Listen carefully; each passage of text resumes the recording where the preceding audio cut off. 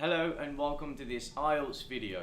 Today I'm going to teach you 5 strategies that I use to score 8.5 in the IELTS reading. If you don't know me yet, I am Brahim. I shared in a previous video that I took the IELTS test 3 times. I am not a native speaker, so my English has been a learning process. And in this video I'm going to share with you my learning journey to get to that 8.5. I know there is a lot of information out there, a lot of conflicting advice on what you should do and what you should not do, but in this video I will share with you exactly the strategies that I use to go from 7 band in reading in my second IELTS to 8.5 just in 3 months, and I believe the results speak for themselves and you can do it too. So without further ado, let's get right to it. So first and foremost, I will start by sharing the most important key strategy that I used, and I could not emphasize this anymore, which is do not read the whole text. There is a lot of irrelevant information in the text that you don't really need in answering the question. So what is the point trying to read the whole text?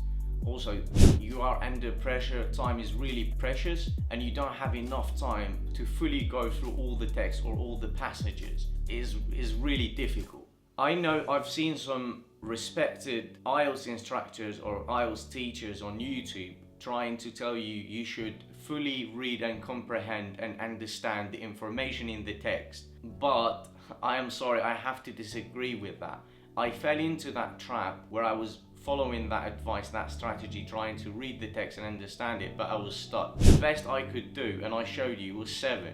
And literally the moment I switched to the strategy where I was not reading through the whole text, that's when I managed to go to 8.5. Those instructors, they are mostly native speakers, and they have been doing this IELTS teaching their entire life. It's really a struggle to try and read a whole passage in a second language, in a different language that's not your native tongue, and try and understand everything. The time that you're given to go through everything is just not possible. Those instructors, they might see the struggle through their students, but they cannot really relate to that struggle that I have been through, that I can totally understand and relate to, and I can share with you. Now, having said that, there are 2 key techniques or 2 key skills that you should focus on, which is skimming and scanning. So skimming is reading rapidly through the text or the passages to try and get an understanding of the main idea, like the overall topic of that text. Scanning, on the other hand, is you are also reading rapidly through the text, but you are scanning or searching for a particular piece of information that you need. Again, so I'm gonna say that's what you should be focusing on rather than trying and read the whole thing. Learn skimming and scanning. Following on that note, that brings us to the second strategy, which is read the questions first. I might give the text a glance or like skim through it really quickly just to get an idea of what the topic is about, but then I will come back to the questions and try and read the questions, and then go from there and try to answer or look for the information that would help me answer it. Because my strategy is answering the questions is what really matters the most, and that's what's gonna get you the most points. What's the point in understanding passages or irrelevant information that's not gonna get you any point? My whole philosophy is all about reverse engineering the most important aspects that are going to give you the most points. That's where you should focus your energy, time and effort. So try and identify the keywords in the question, and then go back to the text and try and skim or scan through the text until you find the paragraph or the sentence that's going to answer your question. A pro tip for that is that if you have a certain passage with so many different paragraphs, usually the first sentence of that paragraph is called the topic sentence, which gives you the main idea of what that paragraph is about. So if I am reading a question, and then from that question I can identify the main keywords, and then I go back to the text and I'm like scanning through that, I can see like the first sentence is gonna give me the idea of like each paragraph. So I get a sense of like whether that information can actually be found in that paragraph or not. In most of the time, find a paragraph that starts by highlighting the positives or the advantages or the disadvantages of that particular technology or whatever the topic is.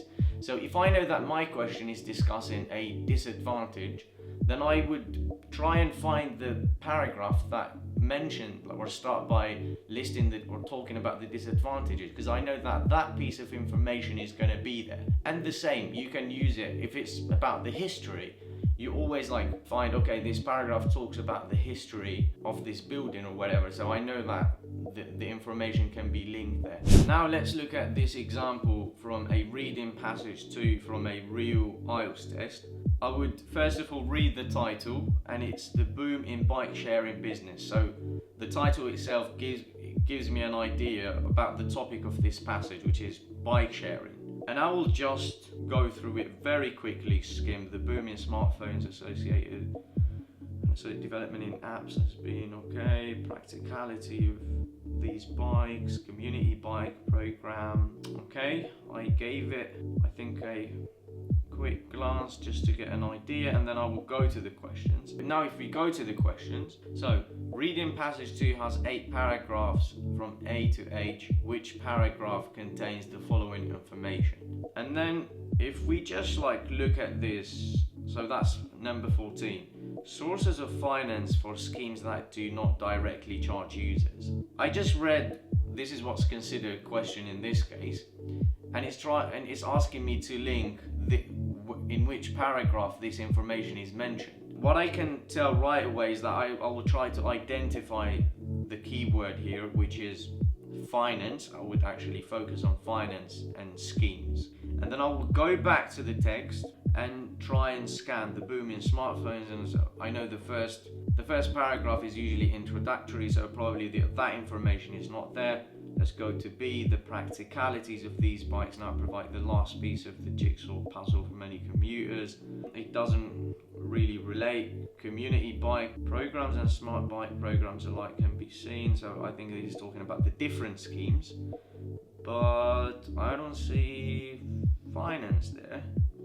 Theft of one's own personal bike, that's also different. And then E, government funding.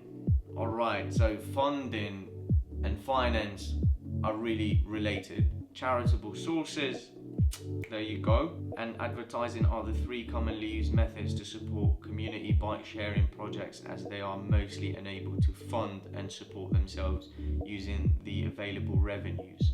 You see, I can already see funding, fund, revenues, sources. So this is my paragraph. I do not need to read the whole thing. I just need to answer these questions. Back to it. Sources of finance for schemes that do not directly charge users.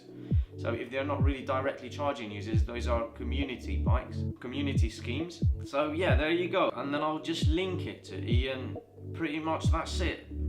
And I just showed you how it works. You do not need to waste your time. So there you go. Now if we get to the third strategy, which is also, I would say, equally important, is time management is a key. Usually in this reading section you have 60 minutes, an hour, and you have 3 passages that you have to read and go through and then answer 40 questions. The passages will gradually increase in difficulty, and usually they advise you in this test to spend 20 minutes on each passage, which is not really fair given that they are not equal in terms of the difficulty or the level of understanding or focus that's required for each one of them. So my strategy would be, or my advice is, to spend 15 minutes on the first passage, and then 20 minutes on the second one, and 25 minutes on the third one. I think that's a fair redistribution of the time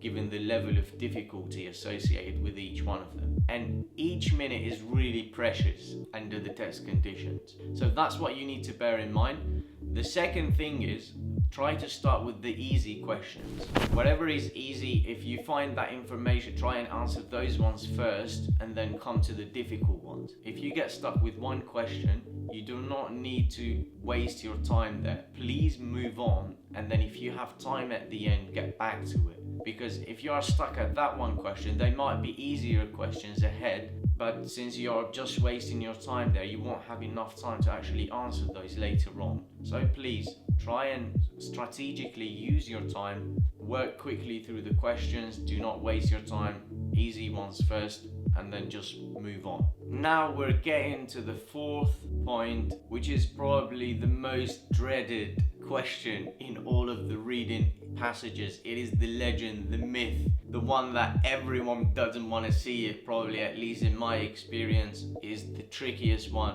which is true, false, not given. Practice, focus on practice a lot of these true, false, not given. And the logic behind it is pretty simple, but I do understand that sometimes it can be very tricky. It's not very straightforward sometimes, and they also try to trick you. So they give you a certain thing which can be correct outside of what is mentioned in that passage, or within the conventional wisdom. It is something correct. It can be something that we all know that is correct, but you cannot say it's correct. You have to say it's not given if it's not mentioned anywhere in the passage. You should try and practice these as much as you can. Practice a lot of these, and over time you will start getting the hang of it. So in my experience, sometimes they give you a statement which is mentioned in the passage, and then they follow it by justification or the reason behind it. And that reason might be actually very true. But if it's not really mentioned in the passage, then it's not given. That's what you have to say. So this is reading passage 1 from an academic practice test of IELTS. We can see, well, just the image is giving me the idea that it's about the underground, the tube in London. London's successful subterranean subway system. So I know it's about the underground. I'm not going to really waste my time. So you can see in London, the best way to get from one point. One of the standout positives of this form of rapid transport. So I know this passage is talking about the positives, as I mentioned previously. The system, if I move to the next paragraph, the system's first tunnels were built. It gives some history, I guess. I'll just go to the questions. And here we have true, false, not given. Now, if I give you an example of this, the fifth one. Tube strikes sometimes happen when metro workers stop work to demand more free time. So if you focus on these questions, it's asking us whether it's true, false, or not given. Now if I go back to the text, the key word here is strikes, and workers I would say maybe, and free time, so I would focus on strikes. The key word here is strike. Now I'll go back to the text and try and scan or try and identify where I can find that information about strikes. Now strikes, if I think about it, it is something negative that could impact the underground. The first one is usually introductory. I'm gonna skip that. One of the positives, I know it's not in the second paragraph, it's talking about the positives. I'm gonna skip that. The system's first tunnels were built, probably not there as well. And then there are numerous hidden lines. It's talking about the hidden side of or different uses for the metro. And then I come here, one of the reasons for the success, well, it's about the success, that paragraph, and then I get to this paragraph, okay?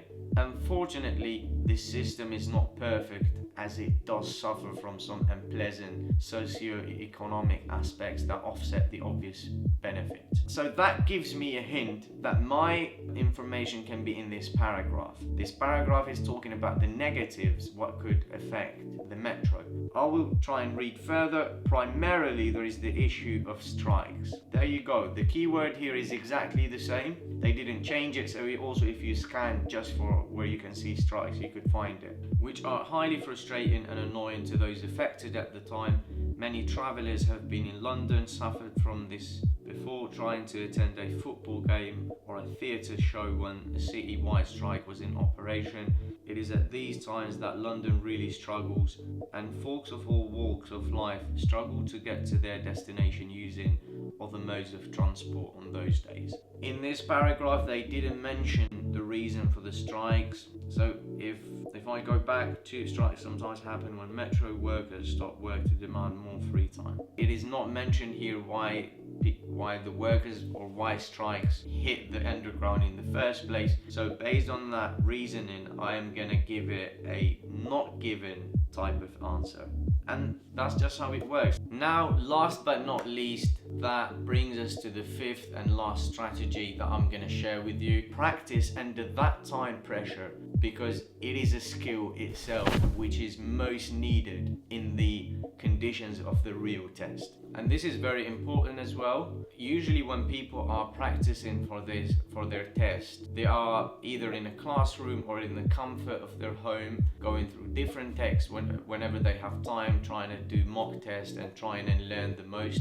But one of the biggest mistakes is you're not practicing under mock test conditions or circumstances, or you're not really practicing under the same clock. Usually if someone is doing a reading, they're like, okay, I have like 1 hour, okay, I'll read the first passage, then they go and drink coffee, take lunch, they come back, okay, I'm gonna do the second text, okay, I'm learning, I learned this new word. I mean, don't get me wrong, that is good, but you really, if you want to score a good band, you should set, if we are talking only about the reading, you should set 1 hour exactly, have 3 passages exactly, 40 questions, and try and answer those exactly in 60 minutes.